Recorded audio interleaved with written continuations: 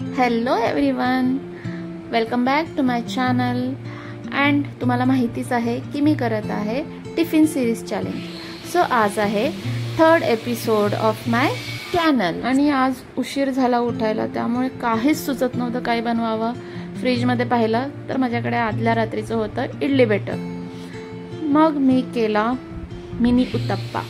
त्यासाठी थोडे vegetable chop करून घेतले आणि झटपट पटापट उत्तप्पा टाकले तव्यावर. आणि वेजीज, थोडंसं चीज घातलं, बटर अँड देन चीज. आणि अशा प्रकारे माझा मिनी उत्तप्पा 5 to 10 मिनिटमध्ये ready. Now it's time for second recipe. So मी करत आहे पटॅटो फ्राय, जसे आपण फिश फ्राय करतो त्या पद्धतीने. त्यासाठी आधी छान बटाटे सोलून घेतले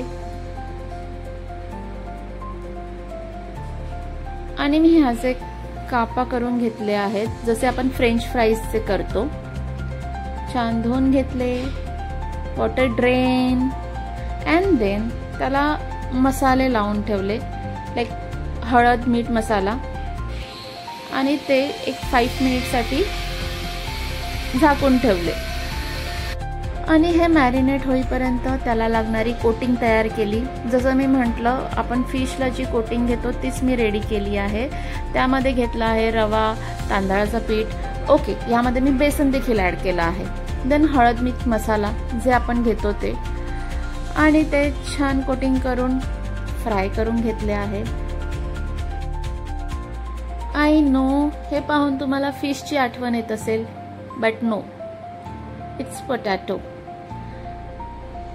आणि हे सगळं टाकून झाल्यावर मी ह्यावर एक 5 मिनिट्ससाठी झाकण देखील ठेवलं आहे, जेणेकरून हे पटकन शिजावं.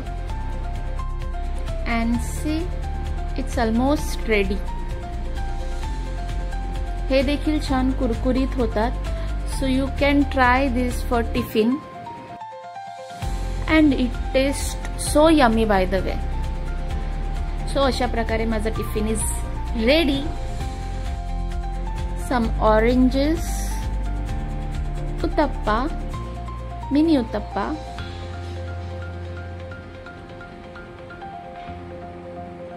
And potato fry. And trust me guys, हे सगळं बनवायला मला फक्त आणि फक्त 20 मिनिटं लागलेली आहेत, 15 ते 20 मिनिटं. That's it. आणि जर तुमच्याकडे देखील अशा काही रेसिपी असतील ज्या 15 to 20 मिनिटमध्ये होणाऱ्या असतील, काइंडली शेअर विथ मी. मला ह्याची खूप गरज आहे. तर अशी होती माझी ही आजची रेसिपी.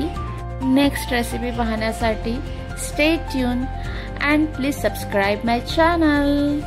अँड वेट, हे दाखवायला तर मी विसरूनच गेले. This is mayonnaise for potato. हे मेयोनीज मी घरी बनवलेलं आहे. ह्याची देखील रेसिपी मी लवकरच शेअर करेल.